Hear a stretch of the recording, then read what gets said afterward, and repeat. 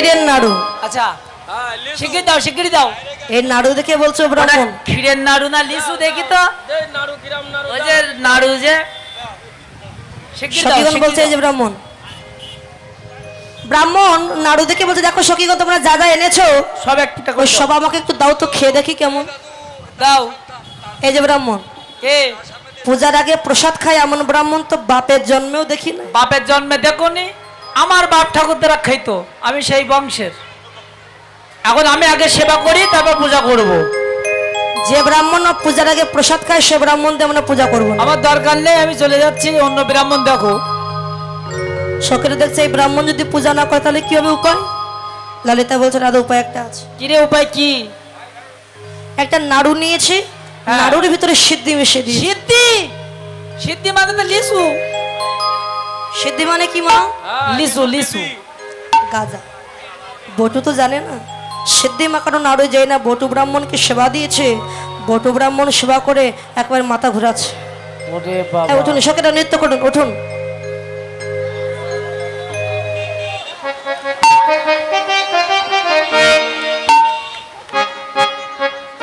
উঠুন। অস্ত্রে জানি বিনোদিনী মদক দিল করে, জানি বিনোদিনী মদক দিল করে, মদক খেয়ে বটু আখি ঢুলো ঢুলো করে, আবার মদক খেয়ে বটু রাখি ঢুলো ঢুলো করে, বটুর আখি ঢুলো ঢুলো করে, আখি ঢুলো ঢুলো করে, মুখে কথা কইতে লারি আখি ঢুলো ঢুলো করে, লারি আখি ঢুলো ঢুলো করে। বটু ব্রাহ্মণ মাথা ঘুরে পড়ে গেছে। সখীরা বলছে রাধে এই মন্দির আর কেউ নাই, কৃষ্ণ ব্রাহ্মণ বেশে এসেছে সূর্য পূজা করবার জন্য। আমরা বিচিত্র ঝুলন নির্মাণ করে রাধা গোবিন্দকে ঝুলন দেব। সখীরা সবাই নৃত্য করবেন, সকলে উলুধ্বনি হরিধ্বনি দেবেন।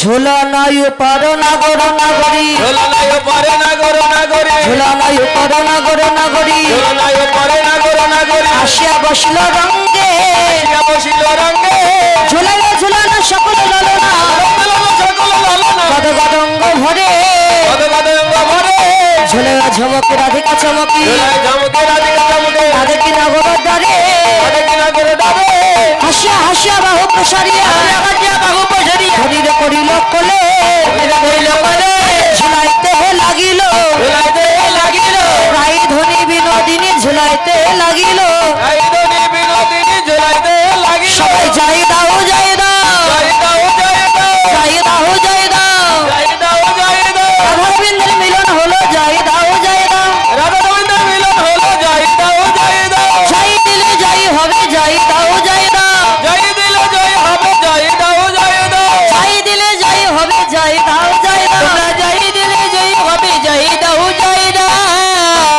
রাধা গোবিন্দ নৃত্য গীত করছে, এক দুষ্ট বুড়ি দেখতে পেয়েছে।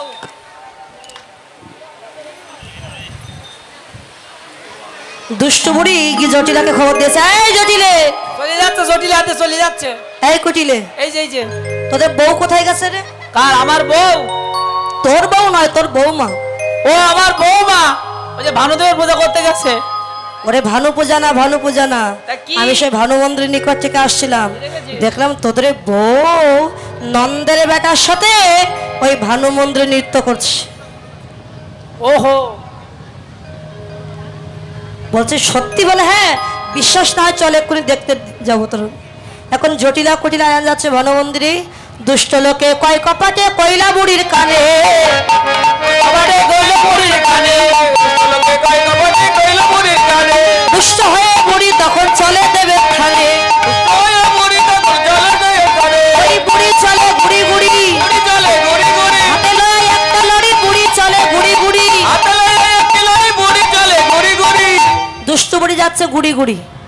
এখন তাদের দেখে গাছের ডালে বসেছিল সুখসারি, সংকেত দিল রাধে ওই দেখো তোমার সখী ওই শাশুড়ি ননদী আসছে, দেরি না করে শীঘ্রই তুমি পূজায় বসো। আর রায়ধনী বলে প্রাণনাথ, জটিলা কুটিলা এসে তোমার সঙ্গে যদি আমায় দেখে ফেলে, চিন্তা করো না রাধে, তোমরা যে ফুল এনেছো ফুল দিয়ে আমায় ঢেকে দাও।